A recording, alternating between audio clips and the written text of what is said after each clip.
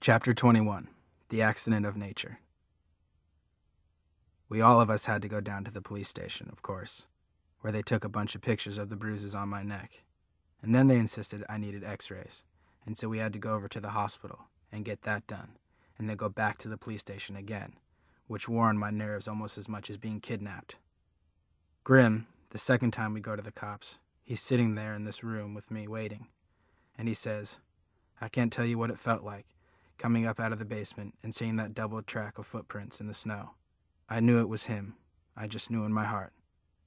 He kept insisting that Graham go home, which she finally did, because we were there at the police station for hours more, me telling all about it over and over, until I thought I would faint dead away if just one more person asked me what happened after I woke up in the dark and was stolen from my own bed.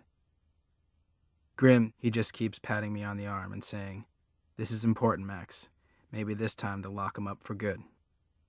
That's what everybody keeps saying, that this time they've got Killer Kane where they want him, in violation of parole, in violation of restraining order, abduction of a minor, and 2 counts of attempted murder. Me and the heroic biker babe, which is what the papers took to calling Loretta Lee.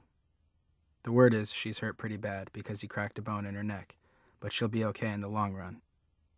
Iggy, when I saw him that time in the hospital waiting, he was chewing a hole right through his beard, he was so worried, and it made me think he wasn't such a bad dude after all.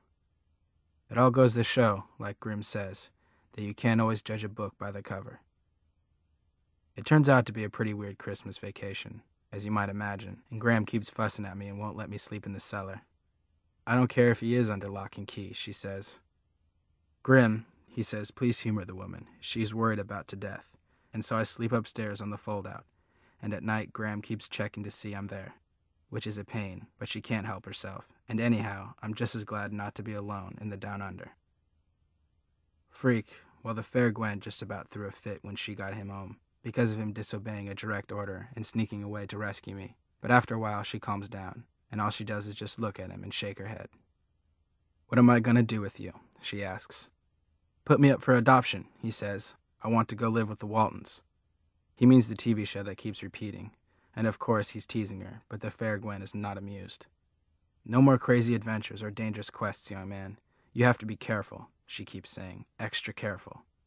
She means the trouble he has sometimes catching his breath, because of the way his insides keep growing, faster than his outside, which hasn't really grown at all. Freak goes into the medical research place every few months now, which, he says, is a real pain.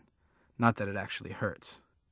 Dr. Spivak says my unique status as a marble of genetic aberration makes me an object of intense curiosity. He says in that lofty way of his.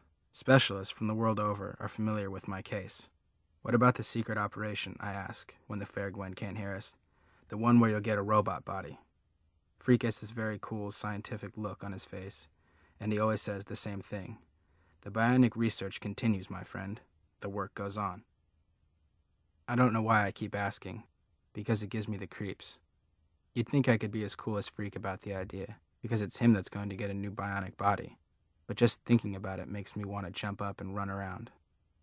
I keep telling Graham that when Freak is in the hospital for his tests, I shouldn't have to go to school because we're like a team, but she won't buy it. "I know Kevin has been a great help to you," she says, "but you've got a brain of your own, haven't you, dear?" Yeah, right.